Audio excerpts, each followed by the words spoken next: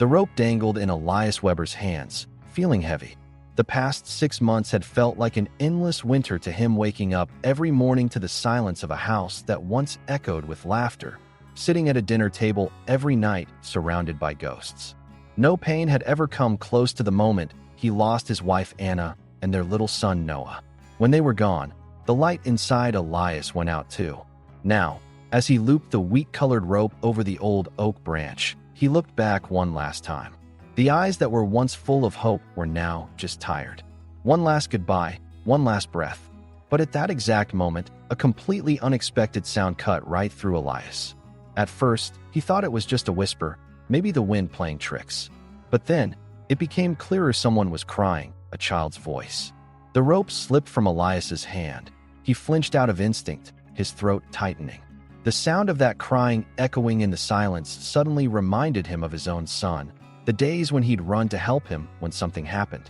The voice was coming from behind the barn, from beyond that old stone wall he hadn't gone near in years.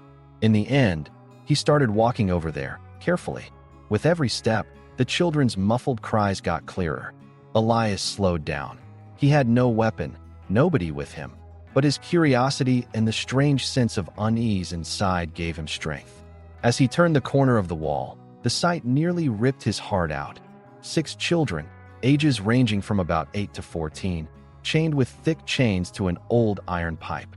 Their faces were pale, their eyes frozen with fear. Among them stood a curly-haired, almond-eyed boy, Lucas, almost like a leader. Next to him was Emma, with blonde hair and a scared look, and her twin brother Leon. Mateo, with dark skin and big eyes, held his little sister Mia close. In the corner, a girl with dirty cheeks, Sophia, was covering her face with trembling hands. The anger rising in Elias mixed with his grief and turned into rebellion. No person, especially no child, deserved to be this afraid. As he approached slowly, the children pulled back even further. Sophia almost let out a silent scream. "It's okay. I'm not going to hurt you," Elias said, raising his hands. But the shaky kindness in his voice didn't calm them much. Lucas took a deep breath and tried to shield the others with his eyes. He looked at Elias and said quietly, "You need to go? They'll be back soon." "Who's coming?" Elias whispered, trying to hide his anger. "The men who brought us here. They check on us every day. Sometimes they take one of us away. Not all of us come back." 1,000 questions raced through Elias's mind. Who were these kids? Who brought them here? Why were they here? But there was no time, because suddenly the sound of horses' hooves and a rough laugh broke through the air. Elias turned to the kids in fear. "Is there any way out?" Lucas shook his head. "They watch everywhere. There's nowhere to hide." Elias's eyes scanned the old pile of wood. Hiding there was their only shot. But it was too late. The riders' silhouettes started to appear behind the barn. Elias, in his mind, redrew the line between life and death. A few minutes ago, he had given up. Now, in the eyes of 6 strange children, he saw a look of hope for the first time in a long while. Taking a deep breath, he said, "Hide. We might have a chance." Lucas and the others, terrified, crouched behind the old wood, while Elias pressed himself against the thick shadow of the oak tree. His heart was pounding in his chest, but his hands were steadier than ever. And then, in that moment, the riders stopped behind the barn, their gun handles glinting in the sun. Their leader, a frowning man with a scarred face, spoke in a low voice as his eyes met Elias's. "What are you doing here, stranger?" Caught between life and death, Elias realized he was standing at the edge of a new fate, haunted by the past. The answer to everything was hidden in his next move, and that move would change the fate of 6 innocent children and Elias's own soul. Elias's eyes locked with the leader's dark gaze for a moment. The man had 2 others with him, one big, cold-looking guy and a skinny, blond young man with a nasty smirk on his face. The other rider was silent. He kept scanning around with his rifle, as if searching for the kids. It seemed like the men didn't recognize Elias. That gave him a brief advantage. His hand was still secretly in his pocket, searching for a knife, but his real weapon was the new sense of purpose starting to form in his mind. "This land belongs to me," Elias said, forcing his voice to sound calm. "I want to know what you're doing here." The leader got off his horse and started walking toward Elias with slow, heavy steps. His eyes were burning with a threatening glint. "It's dangerous to wander around here," he said mockingly. "Here's some good advice. Keep moving. No one finds peace here." A deadly anger and fearlessness filled Elias. Behind the men, the eyes of the chained children looked like silent cries for help. Just a few hours ago, this man had thought about ending his life now. He was ready to stand between these kids and danger. His eyes met Lucas's for a split second. Lucas, almost without moving, pointed to the rock in his hand. Emma and Leon were shaking as they held hands. Mateo had hidden little Mia behind him. Elias knew he had no time left to choose. Suddenly, the leader shouted, "Come out. We know you're there." One of the men moved toward the woodpile with his gun to check behind it. Right then, the rock Lucas threw hit the guy's head. The brief moment of confusion gave Elias a chance to act. He pulled out his knife and ran at the man, quickly cutting the chain around his wrist. The kids weren't totally free, but part of the chain was loose. The blond young guy yelled, "There's someone else here." The leader suddenly went for his gun, but Elias dropped to the ground in a flash and hid in the mud. The whistling of bullets mixed with the kids' screams. Mateo dragged Mia toward the corner of the barn. Leon and Emma, along with Lucas, crawled slowly toward Elias. In a low voice, Elias said, "Don't move." One of the men fired blindly at the kids. The bullet hit a stone wall, sending a shard of rock that grazed Emma's cheek. Elias's heart nearly stopped. Everything turned to chaos in an instant. For a moment, the leader tried to grab one of the kids by the arm. That was when Elias, using all his courage, lunged at the man's hand. He managed to cut the man lightly with his knife. The man cursed and pulled back. "If you touch them, I'll bury you right here," Elias yelled. The other men hesitated. Blood was dripping from the leader's arm, his anger blazing in his eyes. Lucas tried to help Elias, hitting the leader's leg with his rock. At that moment, the blond guy tried to drag Emma away, but Leon clung to his sister with all his strength and didn't let go. Everything was chaos. Horses reared up, dust flew everywhere, and suddenly the place was filled with shouts and screams. For the first time in his life, Elias wasn't afraid of dying. All he could see were the terrified eyes of the children. The fight wasn't over. If anything, it had just begun.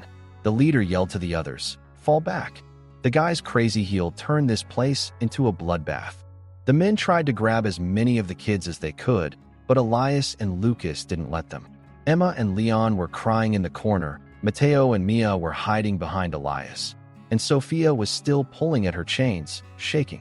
Soon the men realized they weren't going to get what they wanted and jumped on their horses, riding away fast. But there was a threat left hanging in the air.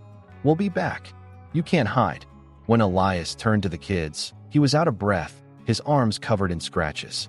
But for the first time, the hope and trust in the 6 children's eyes meant something real to him.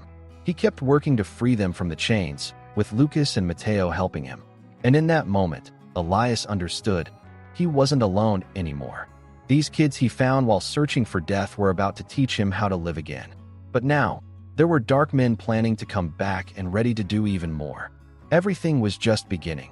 Escape, survival, and the fight for good were waiting for Elias and the 6 kids. As Elias freed the children from their chains, he noticed his hands were trembling not from exhaustion or despair this time, but from a sudden sense of unfamiliar responsibility filling him. As the chains hit the ground, the fear on the children's faces started to turn into surprise and cautious hope. Leon squeezed his eyes shut. Emma held her brother's hand as if she'd never let go. Mateo was trying to calm Mia by stroking her hair, while Sophia, even though she was the first one freed from her chains, still couldn't get up. It was as if a voice was saying, "You're safe now." But the shadow of the past was still hanging over the children. Elias had to move quickly. The men would come back, and this time, they could be more in number or better prepared. "All of you, listen to me carefully," he said, his voice sharper and clearer than ever. "We need to leave here for a while. I know a safe place to hide you." Lucas immediately stood up and took the lead again. "Where are we going?" he asked, his eyes showing both fear and defiance. Elias hesitated for a moment. He couldn't trust anyone, but he felt he needed the children's trust. "There's an old hunting cabin in the forest. No one's used it for years. We can lose our trail there." As the children looked at each other, there was movement in the bushes in the distance. Elias quickly raised his hand, and everyone went quiet. The wind had shifted, the The branches were rustling. For a moment, Elias felt the shadow of an animal or another danger, but his real fear was that one of the men might have set a trap. They were racing against time. He quickly gathered the children, took Mia and Sophia's hands, and helped them up. Mateo was at the back, while Leon and Emma followed Lucas. Elias went in front, the children behind him, and they started down an old goat path. Their feet sank into the mud, their breath hanging in the air like smoke. After walking for a while, a twig snapped in the bushes. One of the children stumbled, and Elias turned around to catch them. "Don't stop, don't make a sound," he said, tuning his ears to every little noise around them. From a distance, the sound of horses' hooves rose again. The men really hadn't given up. Elias leaned down to the children. "Now, quickly, get behind that big rock." The children clung to each other in fear and squeezed behind the rock. Elias held his breath for a moment and scanned the depths of the forest with his eyes. Just then Lucas whispered, "If they find us, will they chain us up again?" In Lucas's fear-lit eyes, Elias saw the look of his own son. He answered them not like an adult, but with the warmth of a father. "I will never let that happen. If I have to, I'll fight for you." As the riders got closer, the silence among the children deepened. The men had come back to the first place they searched for Elias and the kids. The leader at the front pushed the bushes aside with his rifle. The men behind him looked tense and angry. Elias winked at the children, signaling for them to lie down. Right at that moment, out of nowhere, another gunshot rang out from behind the trees. One of the riders screamed and fell to the ground. In that moment of chaos, Elias took his chance and dragged the children deeper into the forest. A fight had started. Obviously, there were other dangerous people out there, or maybe someone in the area was watching over them. Elias's head was full of questions. Who fired? Is someone helping us? Or is this a new threat? When Elias got the children to the hunting cabin, it was a miracle that everyone was still on their feet. Lucas closed the door right away. Mateo checked the old furniture inside. Elias sat down with the children and tried to catch his breath, but his mind didn't stop for a second. "We can't stay here for long. Those men will find us again. This isn't over," he muttered to himself. Lucas came over quietly and asked, "Can you really protect us?" Without hesitation, Elias said, "We're a family now." Outside, night was slowly falling, and the children's fear hadn't completely faded yet. But for the first time, there was a small spark of hope in the room. In that moment, Elias made a promise. No matter what, he would never leave these children. Darkness quietly wrapped itself around the cabin.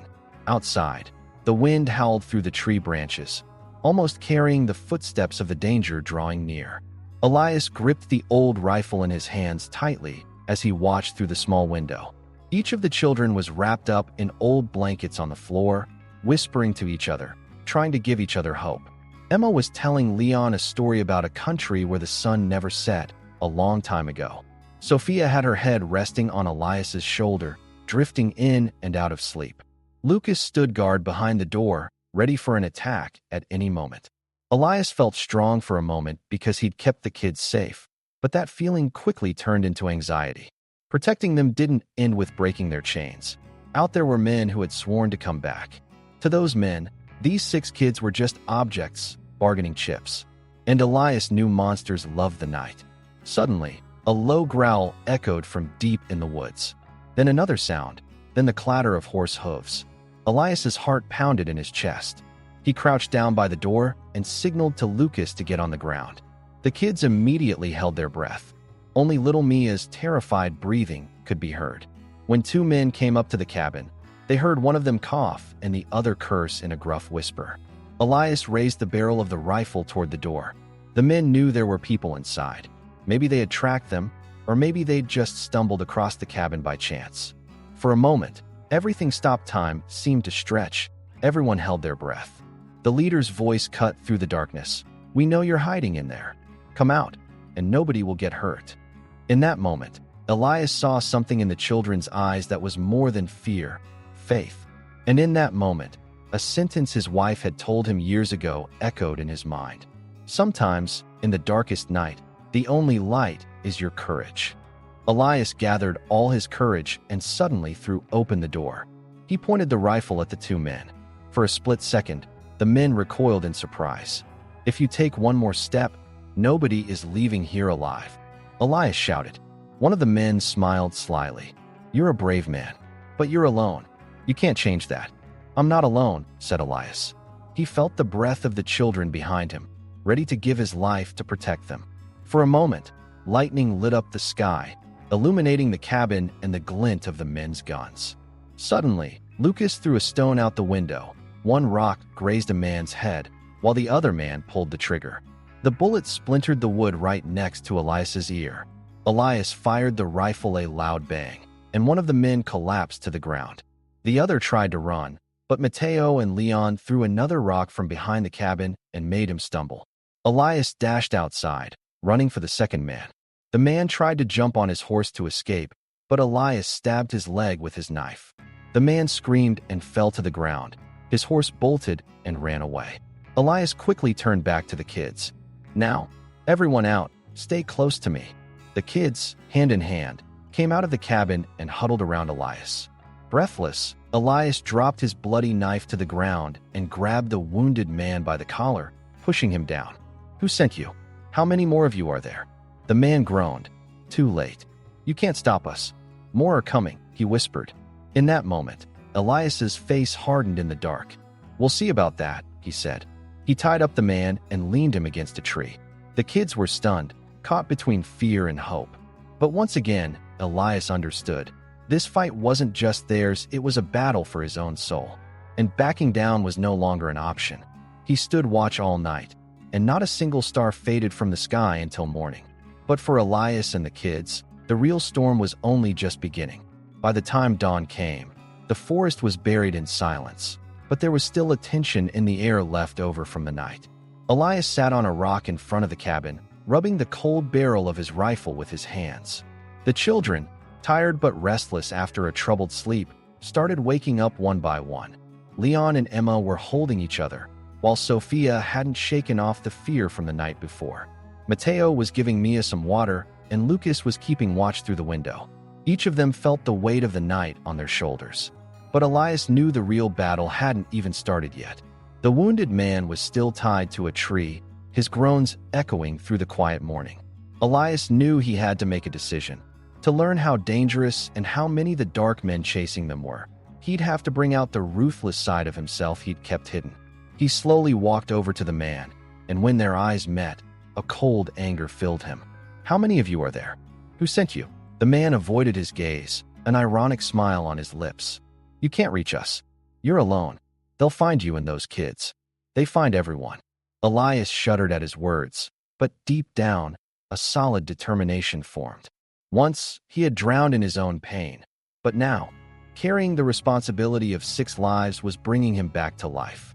He grabbed the man tightly and asked again, I have to know how many there are. If I have to face them here, I need to be ready. The man turned his head slightly and said in a low voice, There are 4 more men. They'll be here before morning. All of them are armed. Some are the kind of men not even the police touch. Elias narrowed his eyes. Their time was running out. Elias gathered the children in the cabin. We have to leave here. If we stay, they'll catch all of us. Lucas's voice cracked. Where are we going? How far can we even run? Elias looked around as if there were a map on the walls, recalling old trails, valleys, and a deep cave he thought they could hide in. There's an old mine shaft in the north part of the forest. If we can get there, at least it'll be harder for them to find us.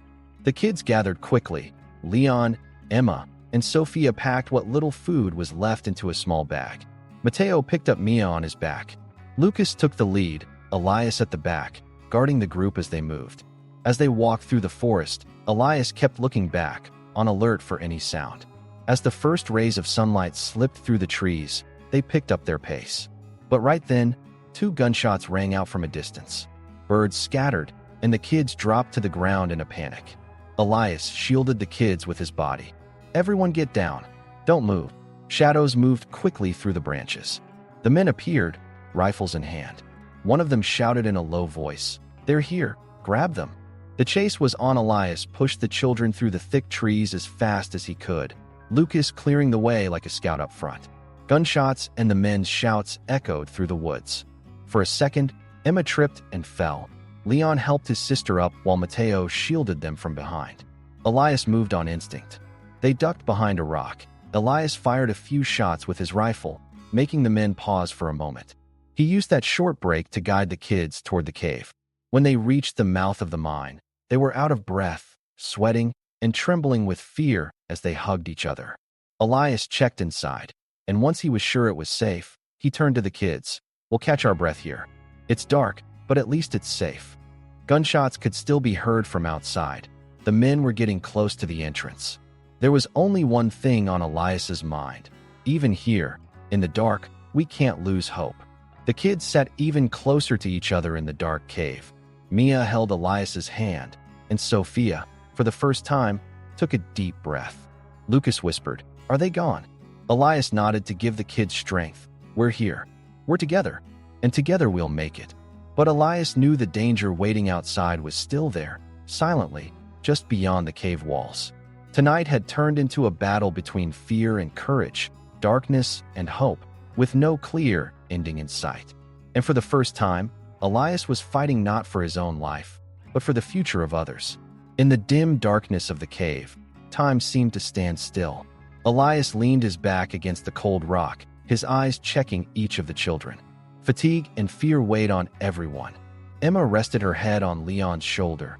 Sophia had her eyes closed, and Mia was crying quietly in Mateo's arms. Lucas was like a shadow, standing guard behind a rock near the cave entrance. The gunshots outside, echoing every now and then, sliced through the silence of the night like daggers. Elias had never felt this vulnerable before, but for the first time, along with the fear of loss, he also felt the heavy responsibility of truly being a home to someone. For years, he had grieved alone, isolating himself from the world. Now, there were 6 lives with him. They were looking at him, trusting him.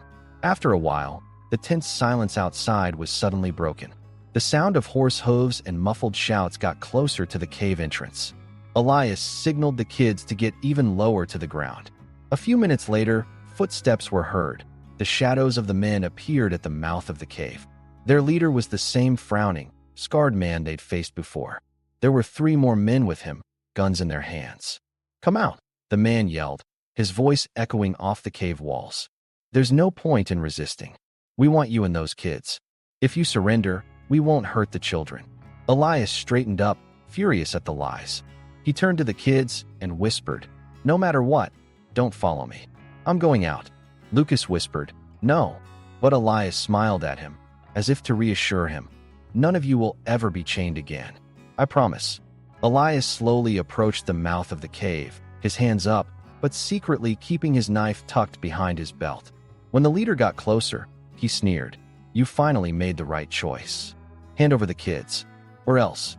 Just then, hidden in the back of the cave, Lucas and Mateo, seeing Elias's signal, threw small rocks to distract the men. With that move, Elias lunged at the leader. Suddenly, chaos erupted. The leader and Elias wrestled. The other men fired their guns, bullets exploding off the cave walls. The kids shrank back in fear, but Lucas, Emma, and Leon couldn't stay still. Leon grabbed a thick branch from the ground and swung it at one of the men. Emma covered Sophia to protect her. Mateo threw stones at the men's feet to help Elias. And Mia for the first time screamed for help, her voice turning into a cry of hope that broke the silence outside. Just then, more hoofbeats and gunshots were heard in the distance. A group in blue uniforms appeared from the forest. Help had arrived. The newcomers, rifles in hand, surrounded the men. The leader panicked and shoved Elias to the ground, trying to escape, but Lucas struck his leg with a piece of chain. Elias quickly recovered and pinned the leader to the ground. One of the helpers, a middle-aged man with an authoritative look, shouted, "Everybody down! Surrender!" After a short fight, the men were subdued. Elias, dizzy but with a feeling of victory, turned to the children. "It's over. You're safe now." The kids ran to him. Mia hugged his neck. Leon and Emma, in tears, asked, "Is it really over?"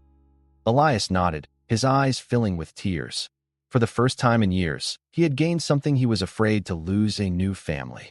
At the edge of the forest, the rescuers introduced themselves, local security officers, who had come with a few villagers after hearing Elias's call for help about the missing children. The men and their leader were arrested and taken away.